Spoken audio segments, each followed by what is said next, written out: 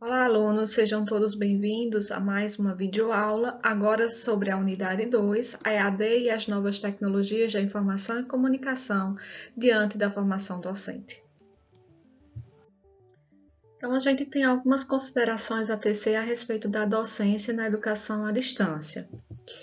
A educação à distância, ela perpassou várias mudanças, e com essas mudanças, elas foram ocasionadas a partir de quê? A partir de que elementos? Aí a gente pode mencionar a questão das tecnologias, ou seja, a educação à distância mediada por tecnologias, no caso das nossas TICs.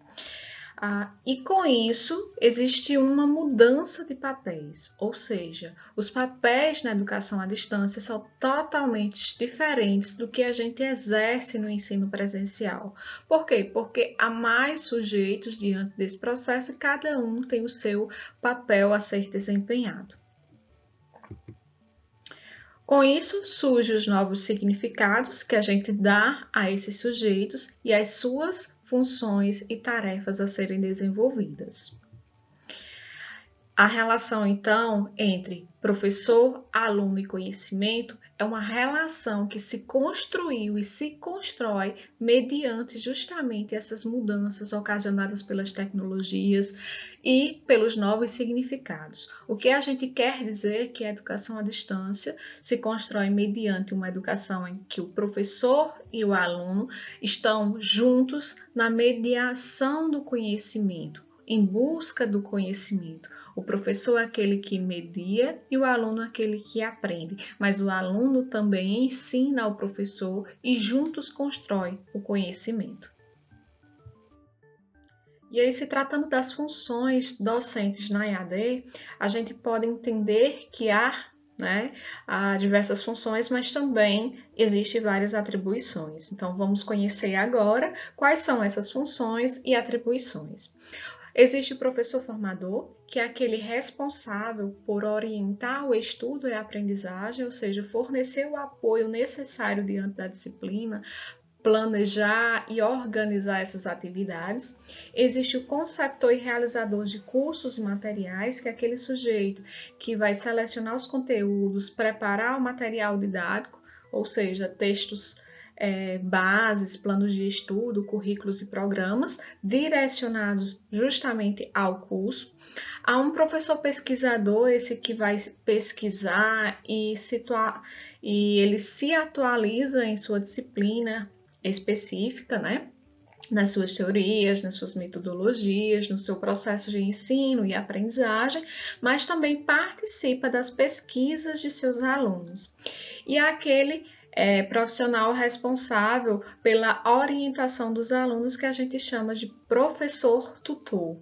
É o responsável pela orientação do aluno em relação aos estudos, em relação ao acompanhamento de atividades, correções de atividades, e aí é esse que vai estar juntamente ao professor formador diante dessa disciplina. E a gente tem também o tecnólogo educacional, que pode ser denominado de design, né? Ele é responsável justamente pela organização pedagógica desses conteúdos, se tratando principalmente do material didático, da elaboração desse design no material didático. Então, é dar suporte a essas questões tecnológicas e também pedagógicas desses materiais. Há o professor recurso, né, que assegura uma espécie de balcão de respostas às dúvidas pontuais dos estudantes em relação aos conteúdos ou às questões relativas à organização dos estudos ou às avaliações, que não é algo tão recorrente na EAD. E o monitor, presente em alguns programas, não são todos, especialmente em atividades presenciais, é aquele que pode ser responsável pela coordenação e organização da recepção organizada, exposição de materiais em grupos de estudo dos estudantes. Essa tarefa geralmente fica para quem é o tutor presencial, já que a gente viu que existe o tutor presencial e o tutor à distância. A gente percebe que existem esses papéis e essas funções determinadas, mas o que prevalece na maioria dos cursos de EAD, no momento, tem sido a figura do professor formador, do tutor à distância, do tutor presencial, dos coordenadores, do apoio pedagógico, né? Então, são figuras que atualmente estão mais presentes. Claro que existem cursos que têm conteúdos elaborados por professores conteudistas, temos também uma equipe técnica pelo design, enfim, como vocês perceberam e entenderam até a presente explicação, né? E com isso surge o quê? Surgem as mudanças de papéis. Na educação à distância, logo, é um pouco diferente da educação convencional, a presencial. Então, quem ensina e quem aprende? Na verdade, não há uma resposta pronta e acabada para esses dois questionamentos, porque tanto o aluno, ele pode estar ensinando em conjunto com o professor, quanto o professor pode estar aprendendo em conjunto com o aluno. Há uma troca muito grande de conhecimentos e é isso que os papéis ativos da educação moderna propõe, e é isso que a educação à distância prevalece. Com isso, a gente tem as características do processo de ensino-aprendizagem que são mediados por dois elementos principais. Quais são eles? As tecnologias, e dependem muito da autonomia do aluno para manusear essas tecnologias, e também temos a organização pessoal do próprio aluno em relação às atividades e aos seus próprios estudos diante de qualquer disciplina. Com isso, a gente tem que os papéis na educação à distância não são mais papéis tradicionais, onde o professor era o centro do saber e os estudantes eram, consequentemente, aqueles que adquiriam essa formação, apenas adquiriam. Não, na EAD a gente tem que o papel tradicional é deixado de lado e estudante e professor sofrem transformações, mudanças, né? E essas mudanças são profundas no sentido de transformar e de deixar o papel do educador no sentido de serem sujeitos ativos, tanto o aluno quanto o professor, né? Então, todos participam do processo em construção da sua própria aprendizagem.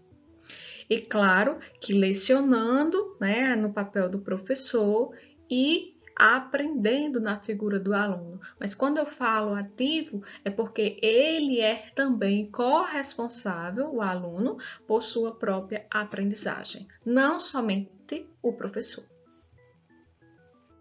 E ainda falando dessa figura do professor, que é o mediador, e o aluno, que é esse estudante ativo, responsável pela sua própria aprendizagem, a gente tem Berloli, 2006, que vai destacar dois elementos bastante pertinentes.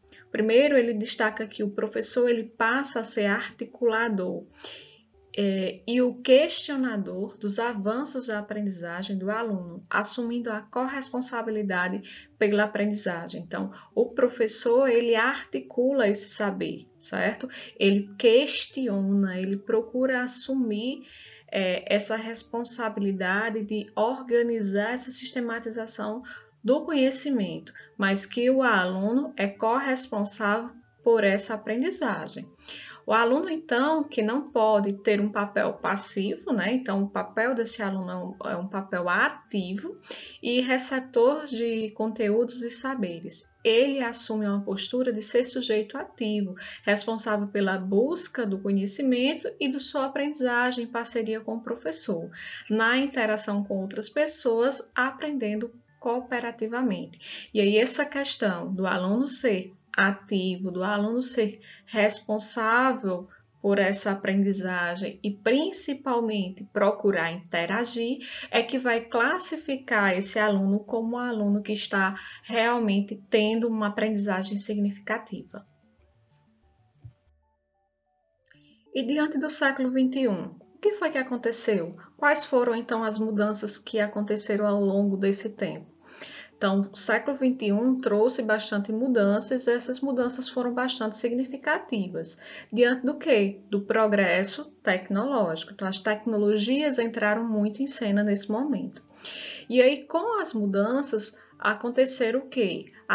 uma reconfiguração da forma de organização social e profissional, houve uma forma de comunicação e os modos de se relacionar, e houve também a presença das tecnologias digitais. Isso tudo ocasionado por essas mudanças que vieram a partir do século XXI. Ou seja, houve uma nova forma de se organizar profissionalmente diante da sociedade. A sociedade ela precisou de uma comunicação que se adequasse aos padrões atuais, e claro que para essa adequação, consequentemente, estava ali as tecnologias relacionadas, né? As tecnologias elas são ferramentas que estão nesse contexto contemporâneo e que não devem mais sair, ou seja, há muito tempo que a gente vem apenas aprimorando esses recursos tecnológicos. E uma grande importância que devemos dar é em relação às propostas de investimento na formação continuada de professores. Por quê? Porque diante desse investimento é que a gente pode ter cada vez mais qualidade nos processos educacionais.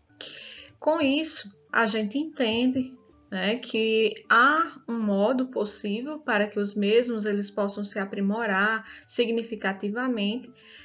A partir de quê? Das possibilidades que as tecnologias digitais oferecem para a educação. Então, hoje, muito mais está atrelado à questão da formação continuada desse professor a partir das tecnologias, né? Não mais sobre conhecimentos pedagógicos, mas principalmente sobre as novas tecnologias. E aí essas tecnologias, elas vêm cada dia se aprimorando, como a gente percebe, né? E principalmente no contexto hoje ao qual estamos vivendo, que cada vez mais teve a necessidade dessas adequações e desse aprimoramento. Então, é importante para o professor, tanto do ensino presencial quanto do EAD, e principalmente o professor pertencente a EAD, conhecer essas ferramentas tecnológicas e sabê-las, claro, usá-las. Bom, e diante então desse universo que é EAD, consequentemente, existe uma sala de aula virtual em que o aluno ele entra, e faz as suas atividades, tem acesso ao material e tem as interações com os outros alunos e também com os professores, com os tutores. E qual é esse ambiente? Qual é essa sala de aula virtual? É justamente os ambientes virtuais de aprendizagem, no nosso caso, o Moodle. E aí a gente tem essa pequena tela, que foi um print que eu fiz, da caracterização de uma tela inicial do Moodle. Claro que aqui abaixo vai estar a questão das disciplinas a qual o aluno está conveniado. Mas é importante mencionar que aqui é o espaço virtual em que o aluno vai estar ali em contato com a sala de aula, com todas aquelas ferramentas que ele precisa, Claro que tem uma guia, Aqui seria a foto do aluno ou do professor, Aqui também, e aqui o nome completo, Eu retirei para fazer essa demonstração para vocês. Então, percebam que é um ambiente virtual e que temos ferramentas dentro desse próprio ambiente que nos possibilita não só realizar atividades, mas também interagirmos.